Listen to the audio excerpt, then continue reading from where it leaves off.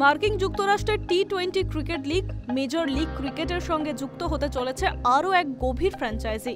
বর্তমানে ওই লিগে 6টা টিমও খেলছে, যার মধ্যে 3টে ফ্র্যাঞ্চাইজি ভারতের। কেকেআর, মুম্বাই ইন্ডিয়ান্স এবং চেন্নাই সুপার কিংসের টিমও রয়েছে। 2 বছর পর সেই তালিকায় আরও একটা নাম জুড়তে চলেছে। মেজর ক্রিকেট লিগের আয়োজকরা ঠিক করে ফেলেছেন 2027 সালে টিমের সংখ্যা বাড়ানো হবে।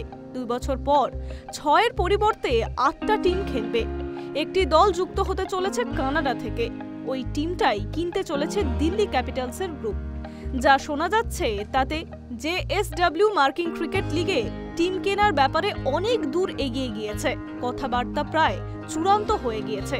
JSW director of cricket Sourav Gangopadhyay আইপিএলে দিল্লি ক্যাপিটালস ডিরেক্টর অফ ক্রিকেটের দায়িত্বও সামলেছেন। গতবার দিল্লি ক্যাপিটালসের দায়িত্ব ছিল জিএমআর গ্রুপ।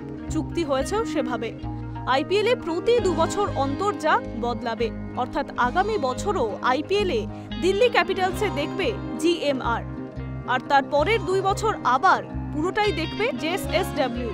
তবে ক্যাপিটালস গ্রুপের বাকি টিমগুলোর ক্ষেত্রে সেই সমস্যা নেই, পুরোটাই দেখবে জেএসডব্লিউ। কোচ নিয়োগ থেকে শুরু করে সব সিদ্ধান্ত নেয় জেএসডব্লিউ ম্যানেজমেন্ট।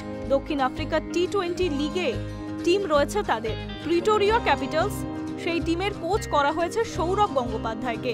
দিন কয়েক আগে সেটা সরকারিভাবে ঘোষণাও করে দেওয়া হয়েছে। স্বাভাবিকভাবে মেজর লিগ ক্রিকেটকে দিল্লি ক্যাপিটালসের যে টিম নিচ্ছে তাতে সৌরভ গঙ্গোপাধ্যায় যে জড়িয়ে থাকবেন সেটা বলে দেওয়াই যায়।